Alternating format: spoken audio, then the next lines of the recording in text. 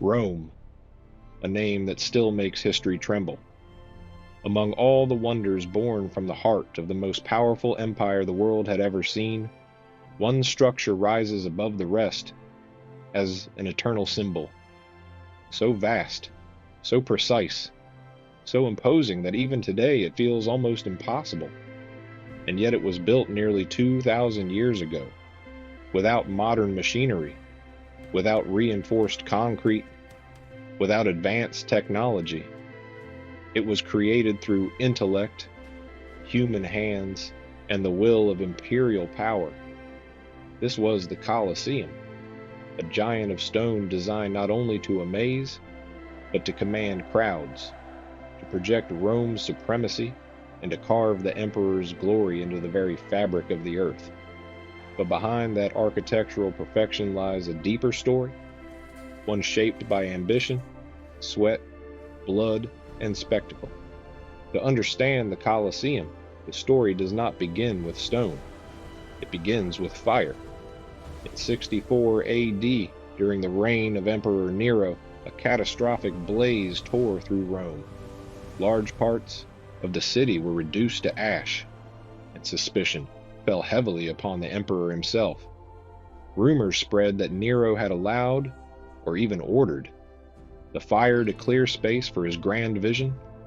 On those devastated lands, he built the Domus Aurea, the Golden House, an extravagant palace complex filled with artificial lakes, private forests, and towering golden statues.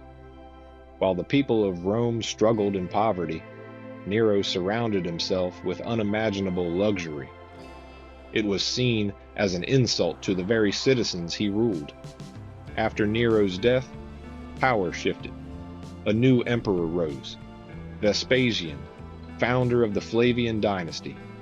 He sought to distance himself from Nero's excesses, to erase the memory of tyranny, and to win back the favor of the Roman people.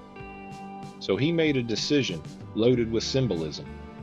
Where Nero's private lake once lay, Vespasian ordered the land drained. In its place, he would build a public amphitheater, a space for the people, open to all. It would still demonstrate Rome's power, but it would also represent generosity. This project was more than architecture. It was propaganda, promise. Where once stood the indulgence of one man, there would now rise entertainment for 70,000 citizens. Construction began around 72 AD. Rome buzzed with excitement and disbelief. An amphitheater of such scale had never been attempted. The first step was draining the artificial lake of the Domus Aurea. Then workers dug deep foundations, stabilizing the ground.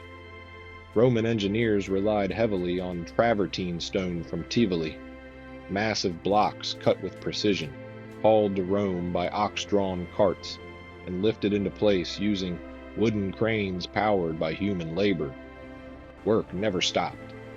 Slaves, laborers, architects, blacksmiths, and masons, thousands of men united in a colossal construction effort. Scaffolding climbed skyward. The air rang with hammers, saws, shouted orders. Yet the true strength of the Colosseum lay not only in its materials, but in Roman engineering genius. Its framework of arches and vaults distributed weight with remarkable efficiency. Each arch supported the next in a modular system that made the structure both durable and faster to build. Travertine formed the exterior, secured with iron clamps, while intersections used tough stone and brick, a calculated blend of strength and lightness. In just 8 years, under Emperor Titus, Vespasian's son, the amphitheater was completed.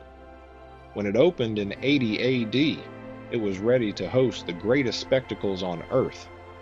Entering through one of its 80 arches, spectators faced a sight unlike anything before. Tiered seating rose around the arena, capable of holding up to 70,000 people. Seating followed strict social hierarchy. the elite closest to the action, the poor higher above, yet every Roman citizen could attend. Admission was free, a gift from the emperor. At the center lay the arena, and Vishal wooden platform covered in sand to absorb blood. Beneath it stretched the hypogam, an underground labyrinth of corridors, cages, and mechanical lifts. Through trapdoors and elevators, wild beasts, gladiators, prisoners, and elaborate scenery could appear as if by magic. The day's events followed a brutal choreography. Morning hunts, venaciones, pitted exotic animals against hunters. Lions, tigers, bears, elephants, creatures rarely seen in Europe, were slaughtered to thrill the crowd. Public executions followed. Condemned prisoners were forced to face beasts or reenact mythological deaths. Then came the main event, gladiators. Trained fighters, often slaves or prisoners of war, sometimes volunteers seeking fame, battled under strict rules. The crowd roared. The emperor judged. Life or death could hinge on a gesture. On rare occasions, the arena itself was flooded for mock naval battles, naumachiae. Ships clashed in staged warfare before astonished spectators. These spectacles were more than entertainment. They were instruments of control. Bread and circuses kept the population unified, distracted, loyal. In the Colosseum, Rome displayed both its theatrical brilliance and its terrifying power. Architecturally, the scale was staggering. Roughly 189 meters long, 156 meters wide, and nearly 50 meters high, equivalent to a modern 17-story building. 4 exterior levels featured arches framed by Doric, Ionic, and Corinthian columns. Inside, the design functioned like a modern stadium, a system of corridors and stairways. Vomitoria allowed tens of thousands to enter and exit quickly. Seating sectors were numbered, just like today's arenas. Above, a massive retractable canopy, the velarium was operated by Imperial Navy sailors, shading spectators from the sun. The Colosseum was filled with functional sophistication. Water cisterns, storage rooms, ceremonial spaces, restricted seating for priests and officials. It was not just a venue, it was a machine of spectacle, engineered for efficiency, dominance, and awe.